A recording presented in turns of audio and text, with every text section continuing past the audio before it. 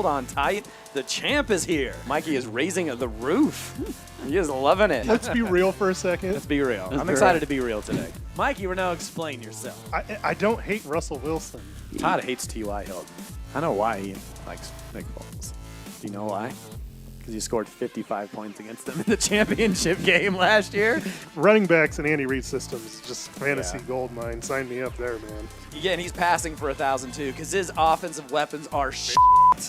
Maybe. Oh my God. I can't even believe this, Eric. Todd comes out with some outlandish shit. Come on. But that one wins the night. You deserve the torture of watching those games if you get him. There's a problem with all those names. None of those guys are good. Exactly. That's my point. That is 100% my point. Hey. All I'm saying. Hey, I'm a very unique individual. You know, that's the. I'm sure all the owners think so. Oh, man. Just when I think that they're out, they pull me back in. And then there were two. We're down to the final week of the 2020 MHA season. And the final week means championship week. Oh, my goodness. And the last two standing, NWA and Lion Rip. Here we go, championship. You guys excited? Mikey, Todd, how you guys doing? You know, I mean, hey, I'm going for consolation supremacy. That's kind of cool, but yeah. What? That's how you start off the show? We're talking about consolation bracket? Supremacy. Supremacy? There's no such thing as consolation and supremacy, unless there's the word not in between. I mean, I don't know. Just trying. Anyway, Mikey, how you doing? I'm good. Hey, Todd has to play for something. I guess, but why are we leading the show with it? I don't know, because just cool. This is what we do. We talk about Todd's team. He loves to talk about his own team. I know. He does. He great. definitely does. Love my team. But unfortunately, not in the championship. And speaking of champion, two-time champion and going for third straight and his fourth overall, Aaron Renault is in the building on the microphone. Hi, Aaron. How are you? I think it actually might be my 5th overall. Was this your 5th overall? Yeah. Did I miscount it all? Yeah, I was going to point that out, but I might as well for the sake of the viewers out there. No, they need to know the real number. It'll be your 5th overall this year? Yeah, it'll be a 5th. My goodness. Well, but what's important is Todd's consolation championship, which we all really want to hear a lot about. Can anybody name a consolation champion in our 19 years of MHA? I think I might have won it once. Yeah, I think you won it once. I have no clue because I don't care. Okay. Well, that's. I didn't care about if I finished 5th or 6th this year, and I won. And that's how fantasy works. If you don't care, you win. That's true. And you just do, you know. Well, we're happy to have Aaron here. He's got an interesting story to tell. It's a crazy weekend for sure. We'll get into those. We'll talk about some news. We'll get into those matchups, and we'll tell you what's coming up this week. And we'll talk about some news, and it'll just kind of be fantasy-relevant stuff. And if I miss anything, you guys can chime in. To me, the most amazing thing about the news is that whatever goes on in the world, it exactly fits the number of pages that they're using in the paper that day. Interesting concept. Who do you think I start off the podcast news with? Injury list. Oh. Who am I talking about? Christian McCaffrey. Absolutely. Love that guy. Yeah. Christian McCaffrey still dealing with a thigh issue. Haven't really seen an update on him this week other than he's still dealing with the thigh thing. And that's only relevant because Aaron's super backup Mike Davis is in play. If he doesn't play, that's up to Aaron. We'll see if we can get any juicy nuggets out of him on this podcast. Injuries also. 49ers running back Jeff Wilson left his game early against Dallas. That was an ankle injury, although he did put up a touchdown in double digits for him before he went out. He just improved from questionable. Well, there you go. Breaking news. In the last improved 3 minutes. Well, there you go. So there's another option for Aaron. Another Aaron running back, Damian Harris. He missed last week with an ankle injury. We'll see if he'll be up to snuff. Sony Michel back up. I think Aaron's got – you got Sony Michel too, don't you? I do. Yep. Yeah. All right. Also dealing with an ankle injury is Stephon Diggs, and that's important for NWA. Diggs left that game against Denver early. Didn't really miss anything because that was definitely a one-sided affair. The league leader in receptions is day-to-day, so we'll keep an eye on that. And guess what? Another ankle injury. James Robinson for the Jaguars, also on NWA squad. He left his game early and will be questionable heading against Chicago this weekend. Broncos and line rip running back, another running back from Aaron. Philip Lindsay, day-to-day, dealing with a hip issue. I actually cut him. Oh, he's been cut. Okay, I gave there up you on go. him. Yeah, it's probably about time. The Broncos have, so why not you? Dallas running back Ezekiel Elliott is considered week to week, which could be beneficial for line rip, who has Tony Pollard. Anything else? Is that the news? Is that good for the injuries? That's all I really have. Mostert is out for the week. I just read that earlier. Well, there you go. Yeah, they're going to put him on the IR. I did see that on a tweet somewhere. Made me salivate. Which is good for Aaron because Jeff Wilson, if he comes back from his ankle injury, that could be a juicy matchup. Okay. Let's talk about semifinal game number 1. And we'll go with the NWA and save the juicy tidbits for a little later. But NWA and Eaton W's went toe-to-toe this week.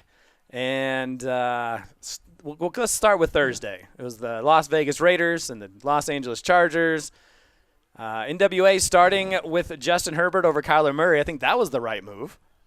Yeah. Although Kyler Murray had more points, but, I mean, it's hard to – I mean, the way Kyler Murray's been playing and the way Justin Herbert's been playing and the way Raiders' defense has been playing, I feel like that's the right move. But Murray did have 65 points to 53, I believe, but didn't hurt him in the end. Herbert actually had a late touchdown. I didn't see it. I was at work, but I guess he jumped over the line of scrimmage barely for a touchdown to get an extra 6 points, which obviously proved out to be beneficial. Bad start for Kevin's squad on that day, though. Keenan Allen had 1 catch for 1 point. I don't know if you guys saw this. I heard this on a podcast, but I guess Keenan Allen ran into a camera, into the camera's lens and said, "Hey, start me this week," telling the fans that you need to start me this week. And then 1 catch. How ridiculous is that? A day that will live in infamy. Oh my gosh, Keenan Allen. So decoy. You can never listen to fantasy football players whether they're tweeting. Josh Jacobs, right? We saw that saying, what did he say? I'm gonna play or I'm not gonna play.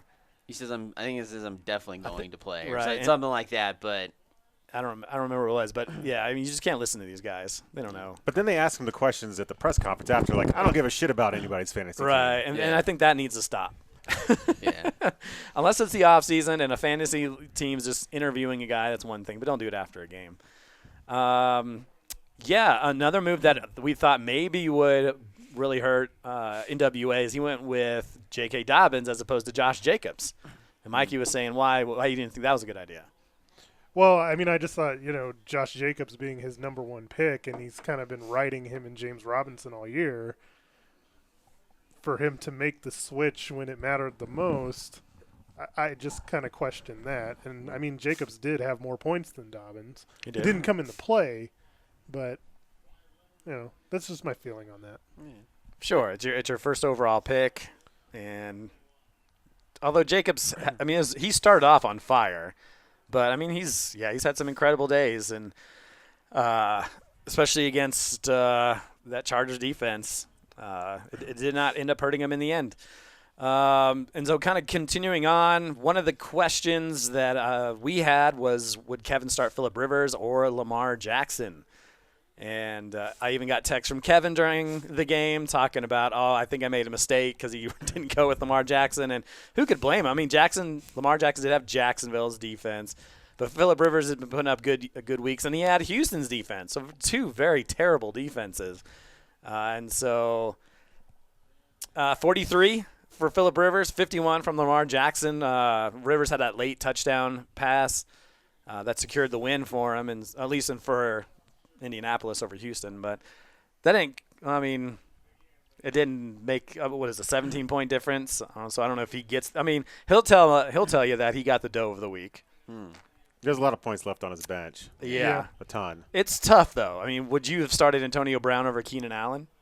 No. Antonio Brown had 15 points. No, but I did say I don't remember who it was for, but I did say that I would start Antonio Brown. Kind of as a flyer based on his options. Right. You figured he would be a kind of a boom or bust. He would kind of boom in the matchup, and he was. He had that really late touchdown, but he ended up having 15 points. And I don't know. I mean, if you're in that situation where Keenan Allen's been questionable and he's a game-time decision, like a true game-time decision, would you have sat him?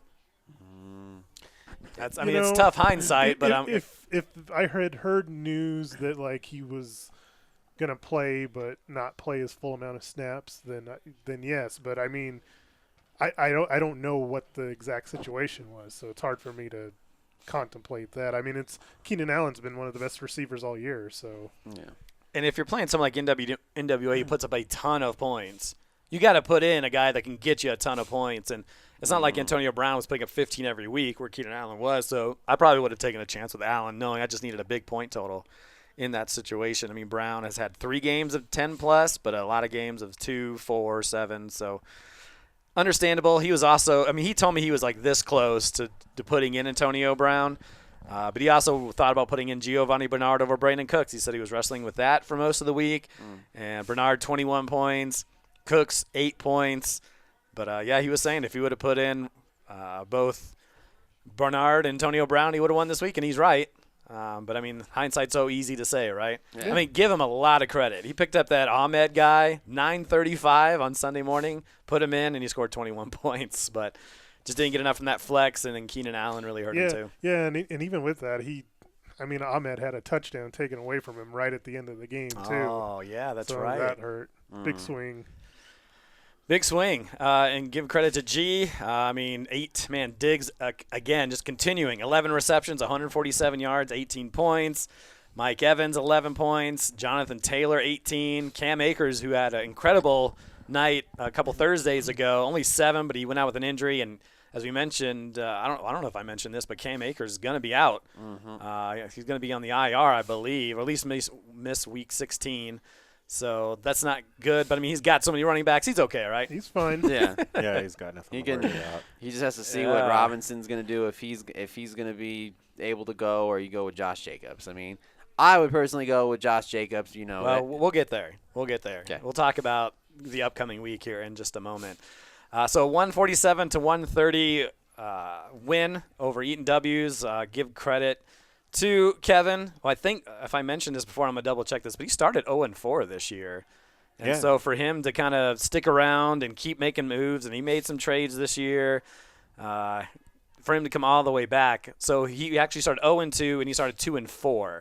And then he would go on and win his next 7. Yeah, he picked up some heat like in October and just kind of started bulldozing people. Yeah, I mean, he suffered the injury to Dak Prescott. Yep. You know, Keenan Allen had to deal with Tyrod early on. And he traded me Josh Allen. So, I mean, he was dealing with quarterback. He didn't know what he was going to do with his quarterback situation, and he made it work. Julio's been in and out all year. So for sure. So good job, Kevin. That's from everyone around this table. Okay. Let's get into the other semifinal matchup. Cooper's Cousins, the number 1 seed, taking on Lion Rip. And so, Aaron, that Thursday we talk about the Raiders and Hunter Renfrow. 1 point. I know it's early, but you at least must have felt decent about that. You wake up on Friday feeling pretty good. That's what I'll say. You see that 1 point show up, and I had a good feeling that the matchups were somewhat in my favor coming in the week. But yeah, you see that 1 point, and you know you're kind of you've got a good advantage to work with coming up. I think anything under probably 10, you would probably say like, all right, you're in good shape, kind of thing. Well, I mean, to get 1 though. I mean, aren't we surprised he ran with Hunter Renfrow? I don't know if he's run him at all this year. He may have run him a couple times this year, but.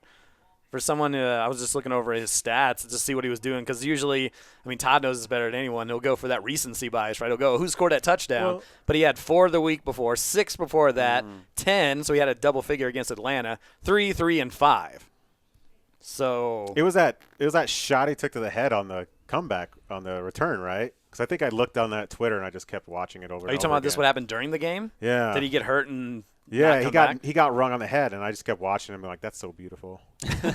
Oh, so he did. I didn't see the game I was working, but yeah, he sustained a concussion.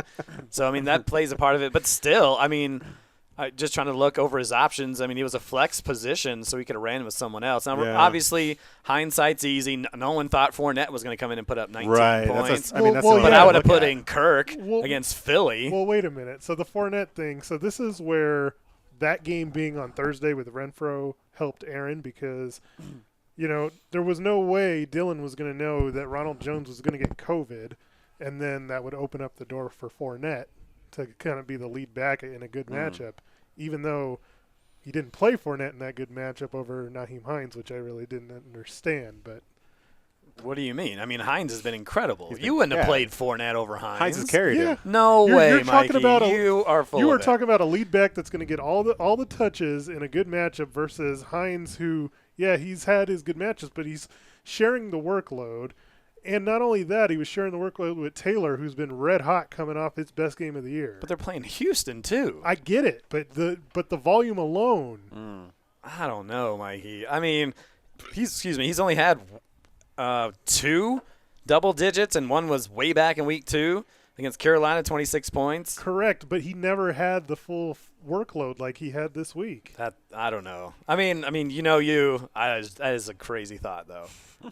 Because it's not like Mikey's Fournette's always- been looking great either. Mikey's always got the magic math after the fact. Yeah.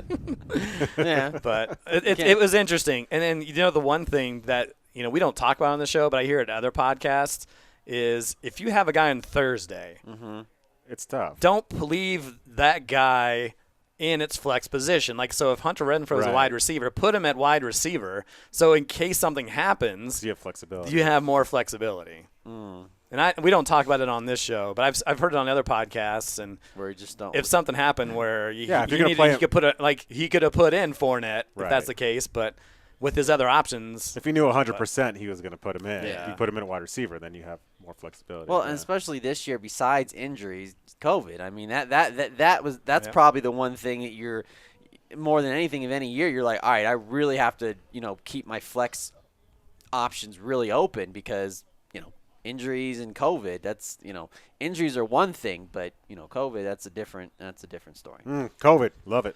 Gotta love it. So we go into Saturday's games, and obviously the big behemoth for Aaron, Devontae Adams against Carolina. 9 points isn't bad, but I mean, it No, seemed it's like bad. he should have had a better day against a crappier That opponent. game was painful to watch, actually, because I was feeling pretty high after that 1-point performance, and Devontae Adams should have lit Carolina up, and I saw the touchdowns kind of going the opposite way early on for Green Bay, and having watched enough Green Bay games, I knew they were going to kind of pull off the gas and start running the ball. I was like, God damn it. And then the other thing with Mike Davis is, Green Bay's run defense is not that good, and fucking Carolina decided they were going to let Teddy Bridgewater try and win that fucking game for him with all their fucking trick plays and passing it left and right. Like, they were like, they know we're going to run, so let's outsmart them by running all these crazy plays. And Yeah. I'm like, I hate Carolina so much. Well, they have the wide receivers because with Curtis Samuel, I mean that's their trick Yeah. play wide receiver, running back, tight end, And defensive end. I've talked to Eric about this. Like when I had to play Eric with Mike Davis and Curtis Samuel couldn't play, I was like, yes, because every time he's in there, they fucking run run him. all those crazy sets, and he just scoops up some of the share. So because they were trying to get I hope him. he trips down the stairs in the, but Because if we'll see what anything, happens. Curtis Samuel is kind of they were trying to fill the void with Christian McCaffrey because Curtis Samuel is this all we can trick plays, we can do all this stuff. Stop doing that crap. Mike Davis was running hard that game too. It was irritating. It was. I had quite a few beers that game. It was tough to watch. I know. But talk about starting off feeling extremely confident and then watching Devontae Adams put up 9 and Mike Davis put up 7, and my excitement was tempered a little bit. Humbled you a little bit heading into Sunday, huh? I don't want to say humbled. Tempered. Tempered. So we go into Sunday, and the one thing that I noticed, and I didn't talk about it before I left to go to hang out with Mikey, was we all saw the news that Zeke was out for the game. And so between Jeff Wilson Jr. and Tony Pollard, I don't know who you're really looking at, but you didn't go with Pollard. No, and I went back and forth on it a long time. Just based off what I had seen on statistics alone, I mean, by far, want to talk about Green Bay's running defense against running backs, but just even seeing, what am I looking at? Oh, Dallas's, what they average, running backs average 5.1 yards a rush. I mean, the stats against the Dallas defense, fucking this guy's going to come with some crazy stats. But let me finish. But There it is. I Mikey's mean, crazy if you stats. look at the stats versus running backs for the Cowboys, it's insane. Like, they've been destroyed, and Mikey's going to tell me it's because they've been down by a ton of points. I don't know. We'll find out. But I wanted to put Pollard in, and I get nervous about making last hour decisions, right before games. And I scoured through. I mean, I'd already thought about looking at it, but there was nothing that I saw statistically from San Francisco's defense that said there was any way that was going to happen. I mean, they were like top 3 defense, like 6 touchdowns total to running backs all year. Six like, fewest, at least coming into this weekend. Now, after that performance by Pollard, it may have gone up. There was nothing that made me feel good about that. And all week, it was like, unless I see something better, Jeff Wilson's my guy. That's my gut instinct. I'm fucking sticking with it. I'm going to have some coffee. I'm going to have it black, and fuck it. Let's make this happen. So Now, my assumption is Mikey's going to say the same thing that we were just talked about. he's not going to say it. But yes, tell me. Yeah, he is. yes, I am. Yes, he is. And this is exactly when and I told Eric when first game when he got there, I said that I didn't know what you were doing because, again, it has to do with opportunity. I agree. So I Zeke agree. is out, I meaning saw the volume. Pollard Right. gets all of it, and Not Mostert- necessarily, though. And Mostert was active, which called into question what exact opportunity is Jeff Wilson going to get. Now, I thought he would probably get the red zone touches. Right, which but must have been what you were after. I had been unfortunately following the 49ers feed all through the week. And I knew that even though Mostert was going to play, he had practiced in a limited fashion, which led me to believe that they were going to be rotating quite frequently, and which also led me to believe there was a high likelihood that Mostert was going to fucking injure because it was a high ankle sprain. He was going to injure it again running, which he did. So what I perceived actually happened, but what I didn't know, what I'll confess is I didn't know enough about the Cowboys. I thought about the fact that Pollard would get enough usage and he would have the volume there. I did think about that, but I didn't know the Cowboys well enough to know, like, who are they going to sub this guy out? Like, is Pollard going to stay in on third down? Like, those are the things that I didn't really know. Yeah, And they don't really have a backup. Yeah, because who is the backup? But really, I don't know if you guys watched that game. I don't know. They were subbing guys in and out. I mean, aside from that, the first touchdown Pollard got was off turnover. It was just like dumb luck, essentially, in a certain way. And the second one, he just managed to break through at the very end of the game. But beyond that, his statistics running weren't that great. So I don't know.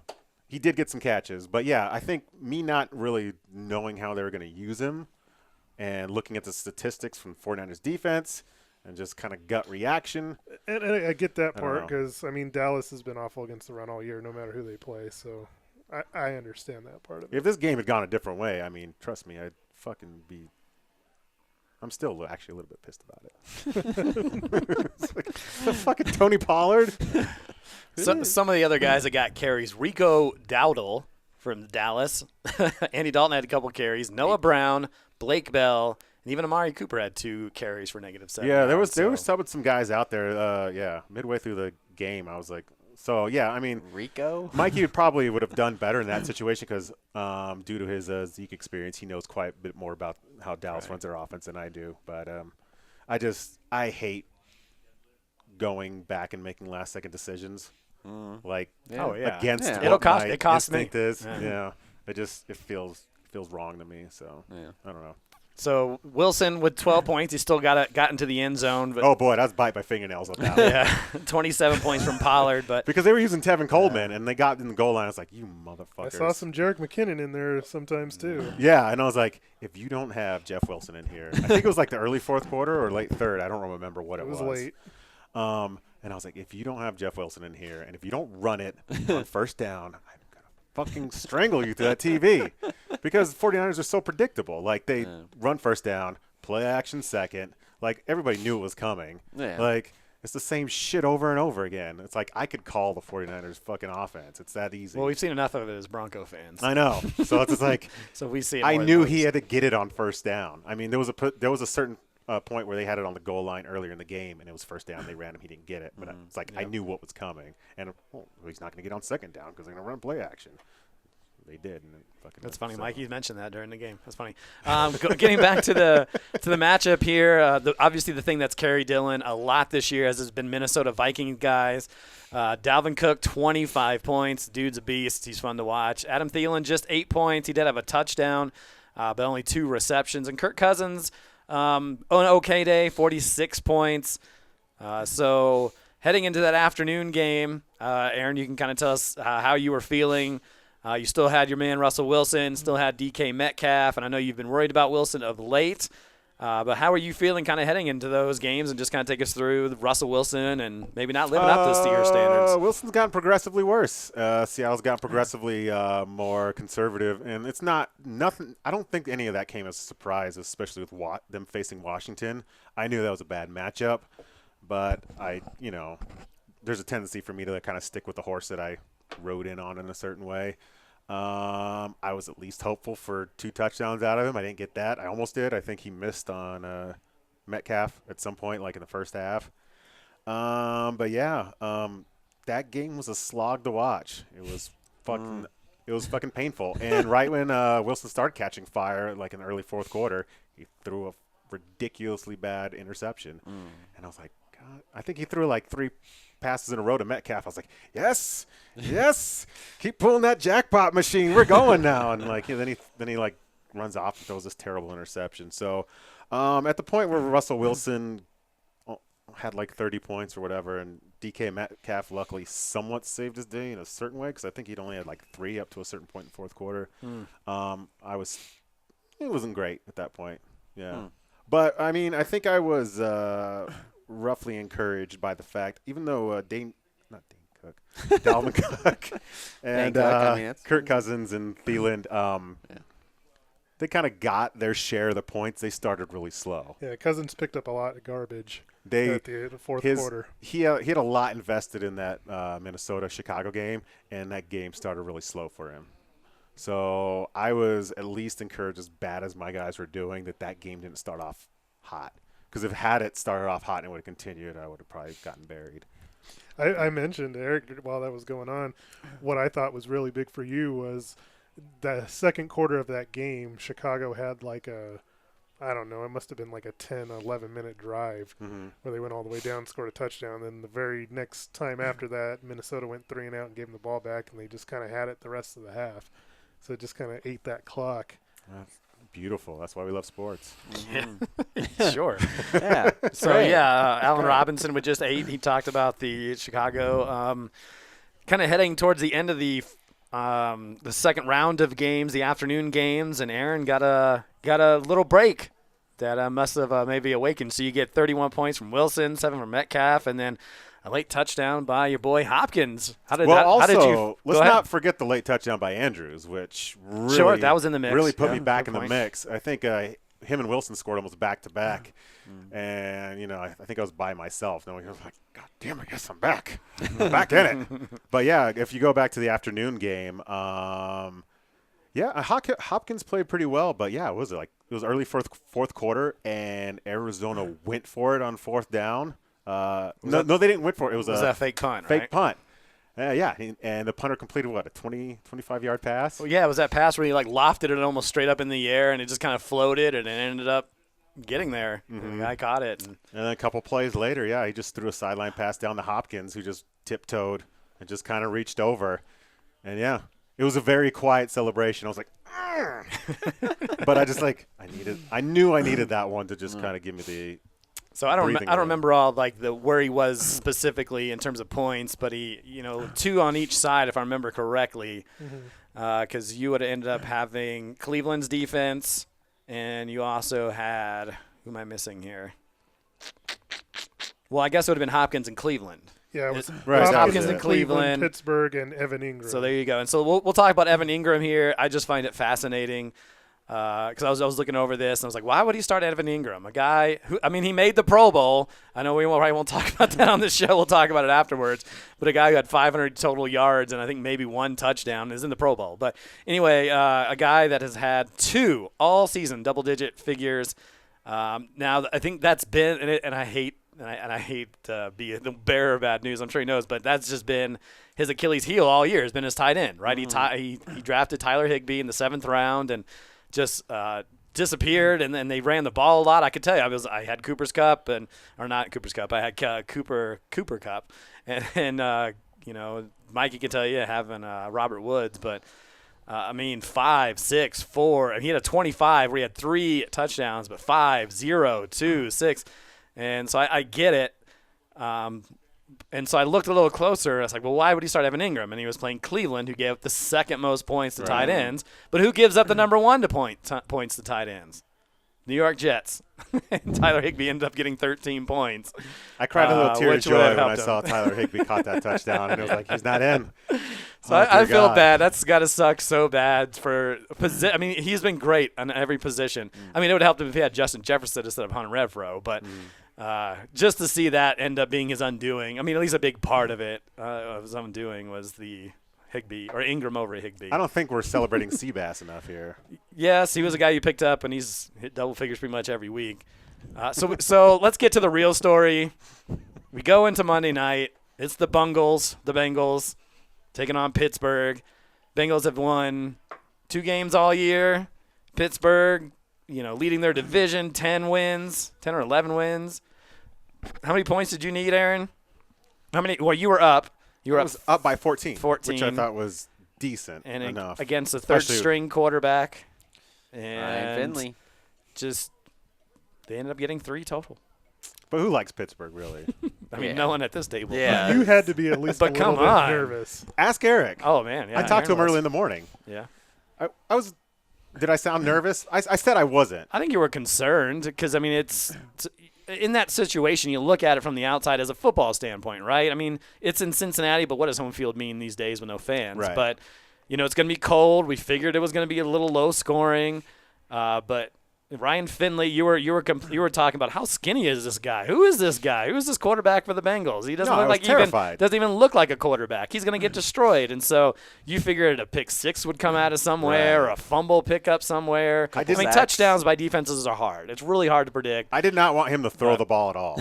Yeah. 0%. And it turns out he ended up being somewhat of the hero of that game in a weird way. But how many short fields did he have? That's Pittsburgh, that's the point. That's they handed him here's 20. You're at the 20. You're at the 30. That offense is so terrible. And there's your touchdown. And Pittsburgh just kept turning the ball over, giving them short fields where they could run the ball and score.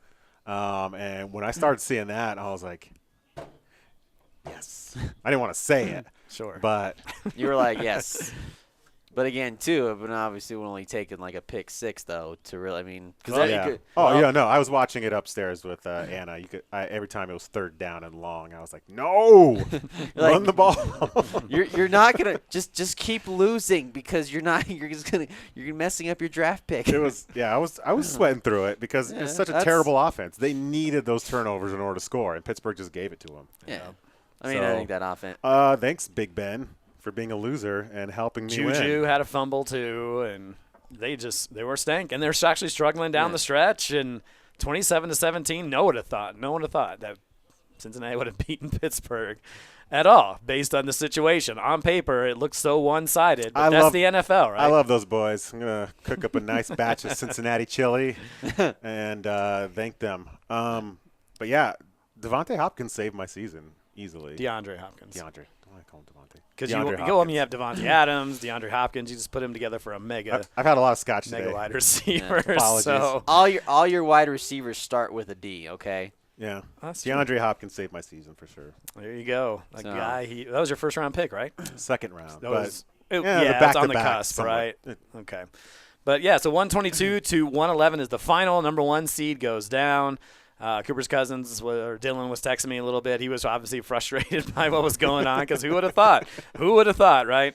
And now we have our championship matchup.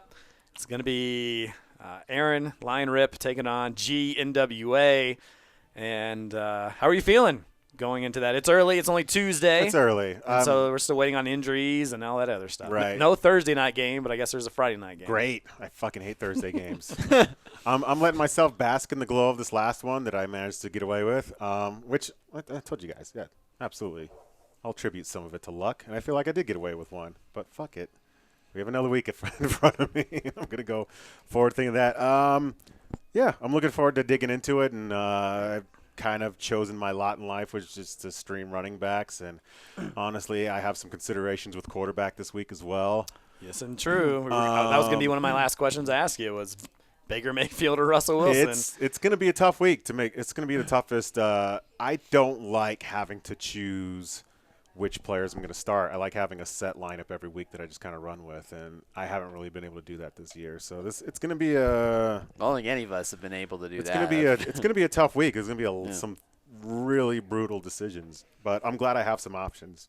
Well, you know, due to some injuries, essentially. Well, you know how you figure it out, right? Just flip a coin. Listen to you? No. Yeah. What I want to do is I want to wait till Mikey finds out after the games are done and use the Eye of Agamotto to travel to the future and ask him what happens and then go back and set my lineup. But, Yeah. Do you guys have any pointers for me going forward? Can I, Mikey, any help? I know you want to see me win. Come on. What? I truly believe that your decision is going to be made at quarterback. Yeah. Yeah. Doesn't matter. Just And Aaron's just going to win no matter what. I mean, it doesn't matter whether or not if Russell Wilson or if you put Baker, your wide receivers are going to carry you all the way. Well, no, and I'll say this. This is a big disadvantage that Aaron has is not only the running backs, but Travis Kelce for the last 6 weeks has just been lighting the world on fire. And it is so hard. I realize Aaron has Mark Andrews, who's one of the better tight ends, but he's not on the Kelce level. So Kelce, you can almost bank right now for like 15 plus. Andrews, that's going to be a big thing because it's such a big advantage for G on that end. Yeah, that was actually my last sentence on my notes here. It'll come down to Kelce, who was on Lion Rip's 2 previous championship teams. Yeah. So how that story would be. And I could end up crying about not drafting with the second. I think I told Eric. He's told me a couple times. I was really hard considered drafting him instead of DeAndre Hopkins. But Travis Kelce's a pain in the ass. That's why I drafted him so early, because it just gives you such a matchup disparity that no one can counter, essentially. But yeah, NWA's team is fucking loaded. It's probably, I mean, I don't really remember. I know Kilgore Trout had a really good team last year, and I don't remember who was on your team, but I feel like as far as, at least in the last 3 years that I've been in the championship, should I repeat that again for anybody out there? But in the last 3 years I've been in the championship, NWA's team's about as stacked as I've seen. So it's not going to be easy. Yeah, I mean it will come down to the last game pretty much, or depending. Will on it? Does anybody have anybody going on Monday? You do, I believe Buffalo. Right, Buffalo. The kickers, unless you're picking up a different kicker. But I think that's it for Monday. No, Bass is going. But I don't think I'm using any of New England's running backs. But we'll see what happens. But it's unlikely, I would say. Yeah. I think my bread and butter's all season's been the wide receivers. I got away with 2 of them playing like shit last week. I'm hoping I can get all 3 of them to kind of click. Well, and he's got Diggs if he's that's true. If I missed that. Well, because right now G doesn't have any of his players in his lineup, right. So I always you gotta look at search through them. Yeah, I got to search. Which through I them. thought was like a whole like mental game he was trying to play with me this morning. When I looked down, I was like, I can't wait to see because sometimes like after you just like once you know you won, you just want to like you're going on to the next. Your matchup based. Yeah, you want to see your matchup like, oh, hey, cool. I just want to see it says that I'm in the championship just to make sure there's no computer shenanigans. Hey. And then I showed up. It's like, what the fuck did he do? He emptied out his entire bench. What is he? What is that shit? Is he trying to play some mental games with me? I do wonder, and this would be just awful if this happened, but Diggs has a questionable tag on him right now. It's a Monday night game where the Bills have already won the division. Oh. It's a risky proposition. Now, if true. I were him, I would keep Diggs in there, but he better have a backup plan just in case. Yeah, that's something he's going to have to think about real hard, because you'd hate to have that big fat zero for sure. And especially in the champion. Like, it's one thing. John throughout- Brown's, I think, on a team, and I have. He's hurt anyway. Well, I mean, if he came back, Beasley. yeah, and I have Cole Beasley, so they may not be a lot of options for him. I guess they have who's that? They have Gabriel Davis. which he's not a So free he- agent either. So Oh, he got picked up too. So there you go. So he'll have to figure that out early. But Well, you anything just else? pick up a wide receiver on the other side. Oh, yeah, I guess New it's England. true. New England. Which- Ooh, Nikhil Harry. Jacoby Taylor. Myers was a guy that G used a couple times this year. You just really you would just have to guess right, which actually G's actually been pretty good at. Yeah. Both you guys really have been picking the right match, and that's a big part of football. In fantasy football, is picking the right matchup. Sometimes you get lucky, you can do all the research, and sometimes it pans out, sometimes it doesn't. But that's the way it is. Yeah. And if he plays it right, I mean, he could really drop anybody he's not planning on playing. There's no tomorrow as far as this is concerned. So, Right. you know. That's Yeah, definitely- he dropped Akers, who's out for at least this week, and then Nelson Aguilar. So long as he drops him at the right time so that it's not, somebody that Aaron can pick up before. Right. So, because I would. Yeah, for sure. Aaron, Because I play by my own rules. Because you picked up Darrell Henderson. And I'm goddamn glad I did because well, Cam Akers went down with an injury. Like, I knew I was going to be streaming running backs in early November, so I was just trying to pick up everybody's trash just to see if it panned out at the end. Well, And some of it did, some of it didn't. In fact, I had Ahmed yeah, you had him at one last point. week, and I let him go, and now I'm like, God damn it. Yeah. But I was following the fucking Miami's injury thread all week, and he was in limited practice. He's a tiny guy with a shoulder injury. And I they didn't- share with a bunch of people with Burrito. So I was like, he's not gonna fucking do anything. And he goes off for God knows what. So 21 you don't, points. Yeah. yeah. So Well, I hope you don't always guess right. I hope my trash helps you. Yeah, I don't Yeah, even know if I'm honestly. gonna play him, to be honest. I haven't really dug in. Not yet. Right now, I have him in. Right now, if I had to say that who I was gonna play, I think I probably would. But there's a lot of things to consider. What happens to Christian McCaffrey? The Mostert news changes things a little bit. I have a lot of like middling options that I'm going to have to be very smart about picking. Oh, So- yeah, it's Which is picking- why I'm asking you guys, like, who should I pick? Because I know you guys are on team line rip.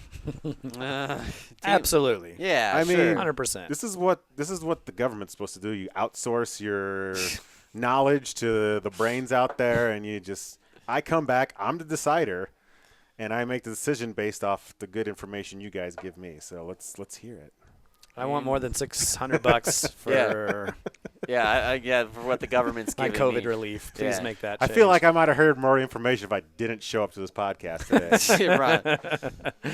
Well, I know you listen, so I was just going to say whatever. Yeah, I do. but I I'm ha- also not one to give advice I on have the listened. show. I have listened to all of them, but Yeah. I mean, you got to just hope. I mean, because at the beginning of the season, they still wanted Henderson to be the guy because Sean McVay, and there was times where he was just playing god awful, and there was only times where he scored 2 touchdowns.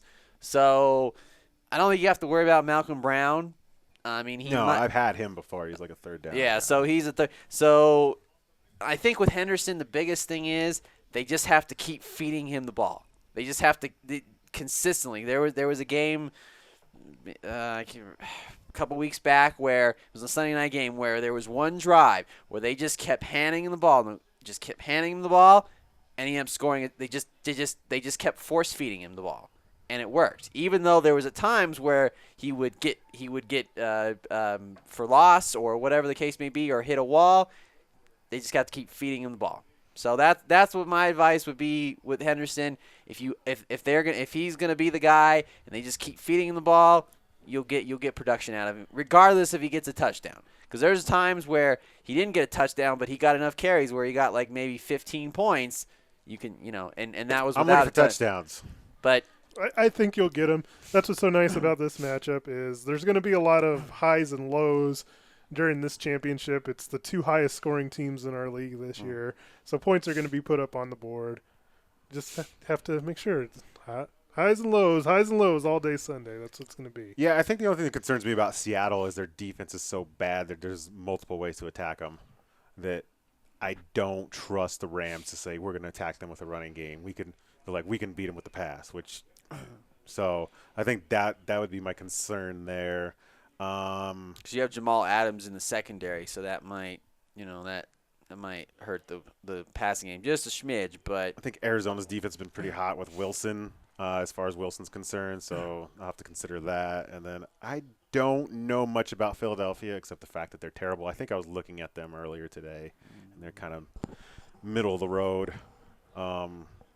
So I don't know. And you never know what you're going to get in those kind of division games either. I feel like with all those NFC East games, just they're either super high scoring or it's 13-10. Well, and in saying that, I mean, that takes me back to Russell Wilson. And that's kind of where I'm going to have a hard time making a decision because everything that I'm going to look at is going to tell me not to play Russell Wilson. There's no statistic I'm going to look at.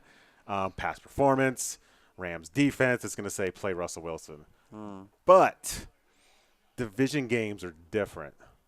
And those teams know each other so well that it's less, I feel, I could be wrong, not as easy to predict what's going to happen. And there's the possibility that Russell Wilson might actually play to a higher level in that game, which I don't know. What do you guys think? Well, I mean, Seattle's still playing for right. There's a lot at stake. Correct? Yeah, there's still So you got to look at that factor. If they were the number 1 seed, then I'd definitely go play Baker Mayfield. But knowing that Seattle still probably wants to get closer, they're the 3 seed right now, and still potential maybe to get the 2nd seed.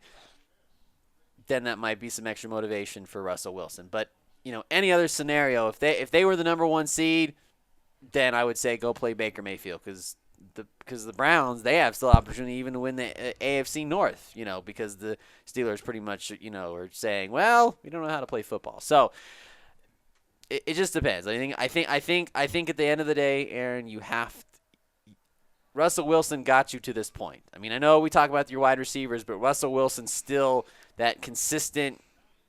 That was the one player you really every week you didn't have to worry about except for his bye week. And at the end of the day, that's who you have to go with. And but it is Baker Mayfield and the Jets. So and yes, and this is what I'll tell you, and this is the dilemma that he would have to have. Jets all year have been pretty much the worst defense against the pass all year. Paper thin. The Rams have been pretty much the best. So Baker Mayfield has passed 3 starts, 61, 61, 51. But Russell Wilson had 51 against the Jets in Week 14, 4 touchdown passes. And Cleveland's been on fire, essentially. But it's always those games. It's always those. It's like Todd, trap. Don't you remember? Didn't we have this conversation last year about Tom Brady? But I'm just saying. That was your undoing, was playing a guy that's taking you there and got you where you wanted to go. And I'm so happy with him. And you roll with the guys that get you there. And you lost in the first round because he got you like 20 points. I'm not saying that's the case for Aaron. I'm just saying that's you can't live your life that way. But I'm just saying, but games like that, though, knowing, this is perfect, the Jets are horrible, sometimes those games can go the other way. 100% so what if I gave you this stat line, and this was Russell Wilson against the Rams? I'm going to cut off the show because we're giving Aaron too much information. Well, I'm just going to throw it out. So this was Russell Wilson against the Rams the first time they played. 22 completions, 248 yards, no touchdowns, and 2 picks. 31 points. Sounds like last week. But yeah, it does. I'm just saying, the Rams, I don't know if the statistics still exist, but I know a few weeks back it did, that they still hadn't given up a touchdown pass of over 20 yards, which is incredible. But I'm going to lose sleep over it. There's no the thought of going into a championship game with Baker Mayfield as my starting quarterback does not make me excited. But I went with Nick Foles, which we all lovingly remember. Yeah, it's fantastic. That was great. Sometimes you got to make the right decision. Todd. Champion, non-champion. So, yeah, I mean, it's none of the decisions I have to make this season. I mean, as opposed to instances in the past where I was able to kind of ride with the same team, I'm really going to have to juggle a lineup here against somebody who can kind of effortlessly juggle a lineup. So yeah, I've got my work cut out for me for sure. Yeah. Any last words? You want to send any messages out to G before we get out of here? I respect G's managing finesse. I have a high amount of respect for what he's done this year. But having said that, fuck G. Like I don't give a shit about G. I want to win again. I'm just that brutal. I don't give a shit about anybody else but myself. So Just about right. yeah, I want to win. The way it should be. Yeah. He's a great manager. He's got a fantastic team. He's done an excellent job, and I want to beat the living shit out of him. So if you're hearing that, G, beat the living shit. don't actually beat the living shit out of me if you ever meet me. He's a big dude. Last thing I'll say is he had some words. He says, "I'm not one to talk about championships, but this is my year. I'm coming for my championship." So that's his last words for you. You know what? And that's going to be the last words on these Appreciate it. podcasts. Should be interesting. Great luck to both of you. Hopefully it's fun and exciting. It comes down to the bitter end as opposed to an early blowout. But Aaron going for his 5th title. G going for his 1st. That'll do it. Mikey Renault, Todd Diamond, Aaron Renault, and myself, Eric Lansing. Love you guys. We'll talk to you next week on the MHA podcast.